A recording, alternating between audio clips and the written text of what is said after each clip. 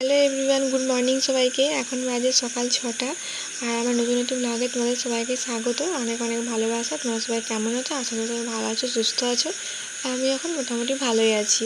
তো আজকে মন্দিরে যাব, তো ওই জন্য তাড়াতাড়ি করে সকালবেলায় উঠে গেছিলাম, মানে ভোর ভোর উঠে গেলাম 5টার সময়। তো চান টান সেরে নিয়েছি, আমার বড় এখন ঘুমাচ্ছে।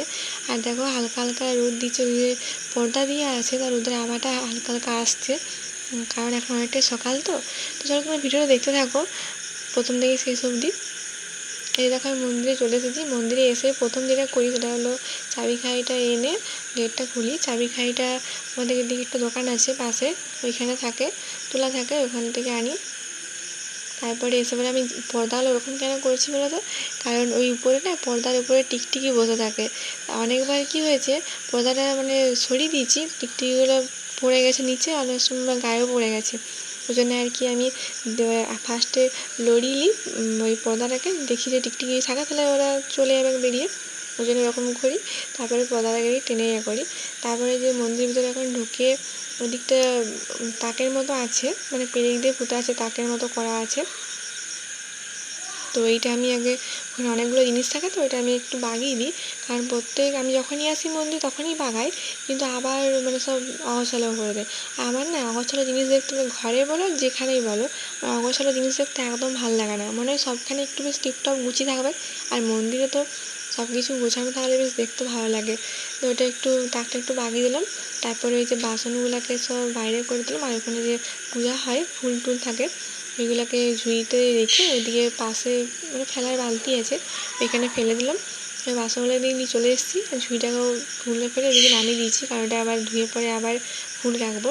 তারপরে এখন যে মন্দিরে দুটি সাবান গুঁড়ি দিলাম, সাবান গুঁড়ি দিয়েই ধুই আমি যখন ধুই। তারপরে ওখানে একটু না কালো করে দাগ হয়ে গেছে মন্দিরে এক জায়গাটাতে, সেই জন্য ওখানে সাবান গুঁড়ি দিয়ে একটু ভালো করে চপাই করে ঘষে দিই। তাহলে মানে আস্তে আস্তে ঘষতে ঘষতে উঠে যাবে।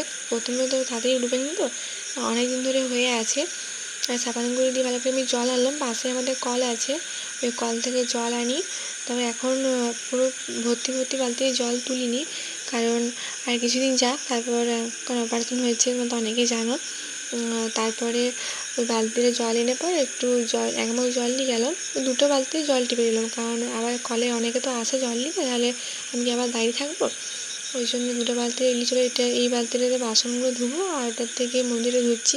তারপর সাবান গুঁড়ি দিয়ে ভালো করে একটু ঘষে দিলাম কাপড় দিয়ে, আর চপার দিয়ে একটু ভালো করে পরিষ্কার করে দিলাম। তারপরে জল ঢেলে, আর যে দেখতে পাচ্ছ ওই যে ছোট্ট একটা লাল মতো, এটা কী নাম আমি জানি না, ওইটা করে মানে জলটা পুরো টেনে নেয়, ওইদিকে জলটা পুরো পরিষ্কার হয়ে যায়, মানে একদম শুকনোও হয়ে যায়।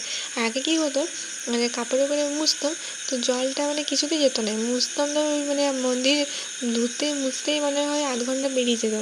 আর এখন ওইটা আনার পর থেকে অনেক সুবিধা হয়েছে, ওটা করে জলটা টেনে দিলে পুরো পুরো মন্দিরটা শুকিয়ে যায়। তারপরে ঝুড়িটা ধুয়ে এখন আমি ওইদিকে প্লাস্টিকের ফুল থাকে, মানে ওই যে আমাদের পাড়াতে অনেকে আছে যারা ফুল পায়, তারা মন্দিরে ফুল দিয়ে যায়। আর একটা কাকু আসে, প্রত্যেক দিনই আসে, মঙ্গলবার শনিবার করে আসে, ফুল দিয়ে যায়, মালা দিয়ে যায়। তো ওইখানে প্লাস্টিকে ঝুলিয়ে রাখে, তো ওইটাই আমি ঝুড়িতে ঢেলে পরে ফুলগুলো রেখে দিলাম। আর অনেকগুলো প্লাস্টিক হয়ে যায়, তো প্লাস্টিকগুলো এক জায়গায় রেখে দিই, কারণ যারা ফুল দিয়ে যায় প্লাস্টিকে ঢুকিয়ে দেয়, তাহলে অসুবিধা হয় না। তারপরে এখন জল তুলে নেই, যে দেখো বাসনগুলো, মন্দিরের বাসনগুলো ধুবো এখন আমি। আর মন্দিরটা এখন পরিষ্কার হয়ে গেছে।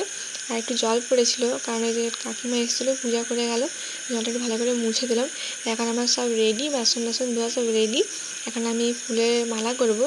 গাঁদা ফুলের একটা মালা ছিল, ছোটো মালা ছিল, আর তারপরে আজকে ফুলও কম ছিল, ওই জন্য আমি ফুল কম থাকলে গাঁদা ফুলের মালাটা খুলে পরে একটু বড়ো করে দিই। এই যে দেখো আমার মালা রেডি। অনেক বড় করে সুতোটা বুঝতে পারছিলাম না যে কতটা বড় করব, তারপরে একটু বেশ বড়ই হয়েছে। আর এই সাদা ফুলগুলো আর নীলকণ্ঠ ফুল দিয়ে একটা গোপালের জন্য মালা করব। তারপরে একটা কী ফুল আছে, তারপরে যে এখন রেডি সব, আমি এখন ধূপগুলো রেডি করে রাখছি, মানে এখন জ্বালাবো না, বাউনটা করে এলে পর জ্বালাবো। আর প্রদীপের সলতেটাও বাকি রাখছি, কারণ প্রত্যেক মানে অনেক সময় হয় না যে তাড়াতাড়ি মালা টালা হয়ে যায়, সেটা আমি ধূপগুলো রেডি করে রাখি, আর প্রদীপের সলতেটা পাকিয়ে রাখি। বাউনটা করে এসে পরে তেল দিয়ে বাউনটা করে জেলে দেয়, বা আমিও জেলে দিই, আমাকেও জ্বালতে বলে আমি জেলে দিই। এখন দেখো পুরো গুছিয়ে সব রেখে দিলাম। আর গুছিয়ে রাখলে কী সুন্দর দেখতে লাগে। আর এই অগোছালো রাখলে আমার একদম ভালো লাগে না, সেটা ঘরেই হোক আর মন্দিরে হোক। আর এখন অনেকে পুজো দিতে আসবে, অনেকে আসে পুজো দিতে শনিবার আর মঙ্গলবার, শনিবার বেশি অনেকজন পুজো দেয়। তো চলো এখন পুজোটা হোক, দেখা হচ্ছে পরে।